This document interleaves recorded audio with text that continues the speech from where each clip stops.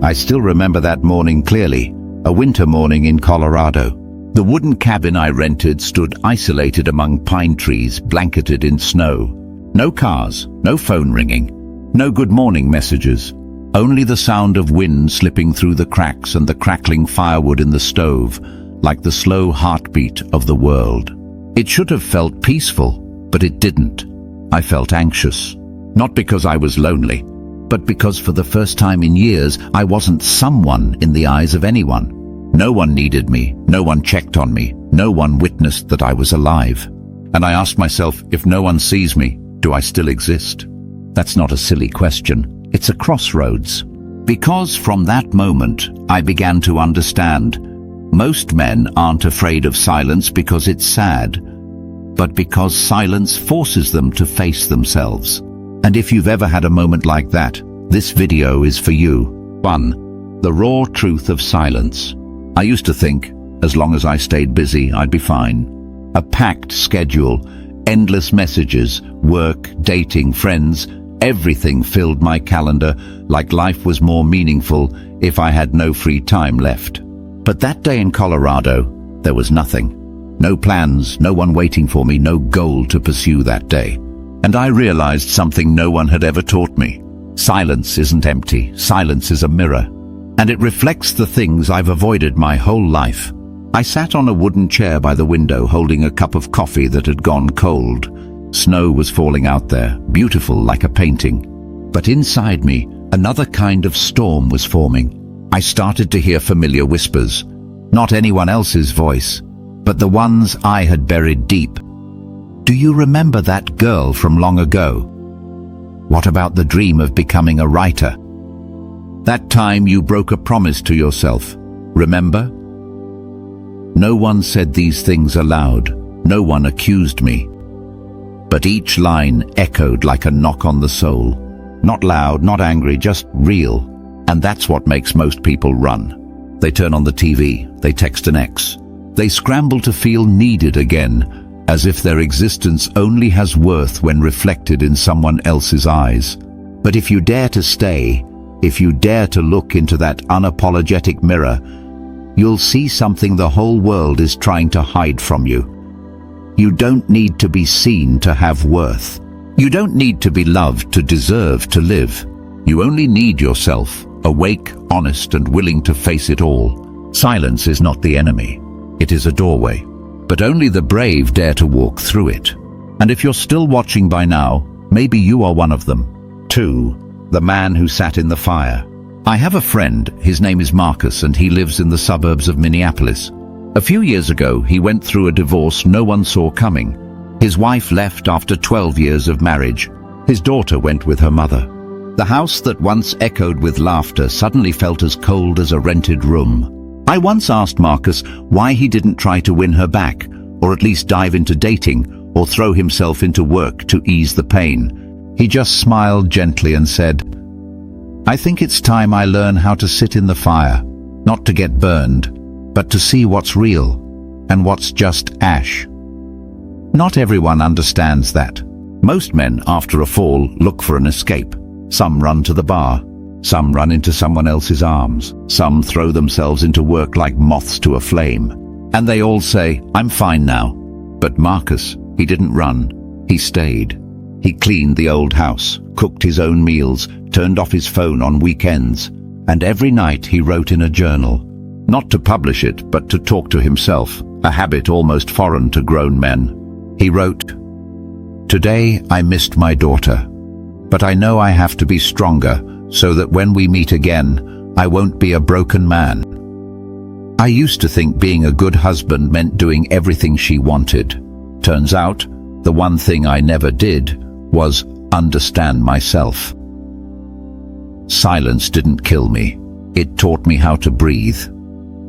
Marcus didn't become superhuman after that winter, but one thing changed. His eyes no longer darted around. His voice became slow and steady. And most importantly, he no longer needed anyone to validate that his life had value. That's what makes a man formidable.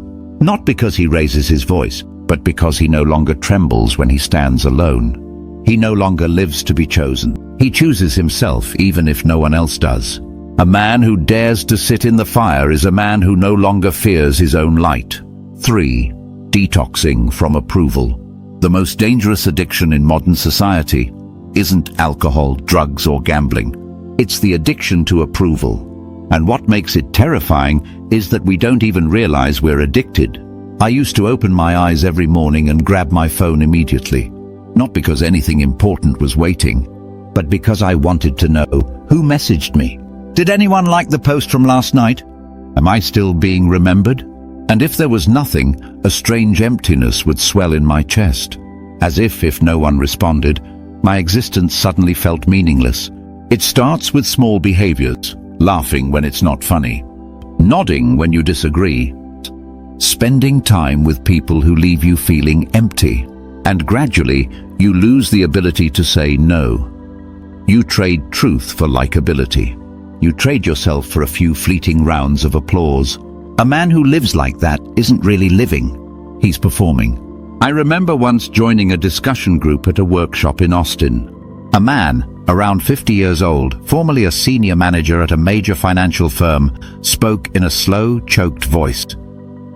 I don't know who I am without my title. I used to think, as long as my boss was happy, my wife was happy, society was happy, I'd be okay. But now, with all of them gone, I'm so hollow I can't even look in the mirror. He's now learning again, little by little, to live for what's right, not for what earns a like. Detoxing from approval is a dull, lingering pain. You'll lose some relationships. You'll be labeled as distant, cold, or not who you used to be. But you'll begin to say what needs to be said. Refuse what wears you down. Stay silent when others try to pressure you to conform. And strangely, people will start to respect you more once you stop trying to be liked. 4. When people no longer matter like they used to. There was a time when you lived according to other people's eyes. You wore the shirt they complimented. You said things they found pleasant. You went to a party because you were afraid of being left out. You smiled just to avoid the question, why are you so quiet today? You became a painting drawn by the crowd, and you strained to color it in ways pleasing to them, even if those colors weren't yours. But then one day you stop, not because you no longer care, but because you begin to feel the exhaustion of a borrowed life. I remember once in New York, sitting at a quiet cafe in Brooklyn, I saw a man around 60 years old. His face was calm, reading a book, one hand holding a small espresso. Around him, young people laughed, took selfies, live-streamed. He wasn't distracted, nor did he have any desire to belong. I whispered to the server, "Who is he?" She replied, "A veteran writer.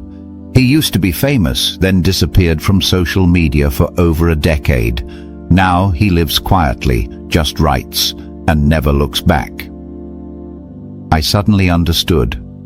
Some people step away from the spotlight, not because they failed, but because they've had enough of being looked at, and now they choose the light from within.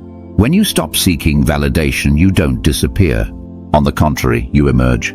You start saying no without needing to explain. You stay silent, not out of insecurity, but because there's no need to argue. You don't force a smile, don't agree just to fit in, don't nod to be kept around. You don't need to stand out, but your presence carries weight. You become the kind of person who makes others fall silent when you walk into a room. Not because you're intimidating, but because you're no longer playing the same game. And then you realize something beautiful. You no longer need everyone to understand you. You just need to be true to yourself. And that is enough. 5. From lonely to independent. The difference between lonely and independent doesn't lie in how many people are around you, but in where you place yourself within your own life. Lonely is the emptiness you feel when no one is beside you. Independent is the fullness you feel, even when you're completely alone. At first you'll feel both are the same. Silence, emptiness, and a kind of sorrow that wraps around you like mist. But then, if you don't run away, if you don't try to fill it with a phone call, a fleeting romance, or a busy project, something miraculous will happen. you begin to hear your own voice. I once lived in Los Angeles, the city of dreams and noise. Everyone was in a rush to succeed, in a rush to love, in a rush to prove themselves. Once I asked a friend, "Are you happy?" He paused, then replied, "I'm too busy, haven't had time to think about it." You see, that's what busyness does. It spares you from feeling, from asking why you're even living the way you do. Just having something to do becomes enough to avoid the emptiness. But when you start staying with yourself, no tasks, no others, no expectations, you're no longer lonely. You're independent. You eat alone and it tastes good. You walk alone and the sky looks clearer than ever. You don't need to film it to prove you were there. You don't need to check in to be acknowledged. You are truly living, not just performing life. And then you begin to filter.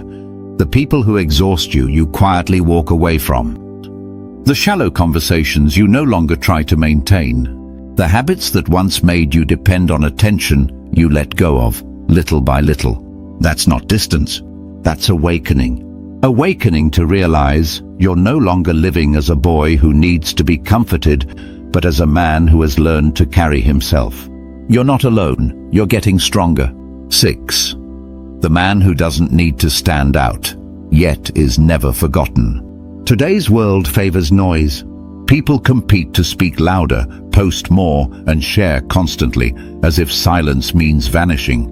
But strangely enough, the man who leaves a lasting impression is often the one who doesn't try to be remembered. He doesn't need to walk into a room and stir up the crowd. No need to make people laugh, no need to prove himself. His presence, even with few words, is enough to draw attention. I once attended a meeting at a tech startup in Seattle. There was a man, not the boss, not flashy in appearance, not talkative. But throughout the meeting, he sat still, listening intently to each person, never interrupting, never trying to impress. Then, when asked for his opinion, he said just 3 sentences. Not long, not poetic, but immediately the room fell silent. Not because he had power, but because his words came from observation, not a need to be heard. From clarity, not insecurity. After the meeting, someone whispered to me, "He doesn't show up much, but every time he does, people remember." True presence doesn't come from the spotlight, but from depth. A man who's outgrown the need to be noticed often carries an energy that makes others take a half step back, not out of fear, but out of respect. You don't need to appear solid, you are solid. You don't need to shout to be heard. People listen because your presence speaks for you. And then something strange happens. Those who once looked down on you start to tread carefully. Those who once overlooked you start wanting to understand you. Those who once stayed because you pleased them now fear losing you because you no longer need them. Because the man who no longer chases attention is the one who can no longer be ignored. No noise, yet you stand out. No effort, yet you make an impact. No proving, yet you earn respect. That's not luck, that's weight. 7. Closing call to action. If you're still here at this point, perhaps something inside you has begun to stir. Not a burst of impulse, but a quiet calling from within. No longer the question, how can I be loved? But rather the question, if all I have is myself, can I survive? And will it be meaningful? That is the first step to freedom. Not the kind of freedom summoned from the outside, but the kind that rises from within when you stop needing validation. You are no longer the man standing on the sidelines waiting to be chosen. You are the man who has chosen himself. And when you choose yourself, truly choose, the world begins to respond to you differently. No more rushing, no more desperation. No more needing someone to feel complete, just you, clear, quiet, and steady as stone. So if you are in the midst of silence, don't rush to fill it. Let it teach you, lead you home, and forge you into the man even you will respect. Now, leave a comment below. I choose to be alone, not to escape, but to grow. If you're ready to live truthfully, then the real journey has only just begun. Thank you for joining Stoic, Strong Mindset, wishing you peace and mastery over yourself. Don't forget to like, share and subscribe to the Stoic, Strong Mindset channel to stay updated with more meaningful life lessons. See you in the next video.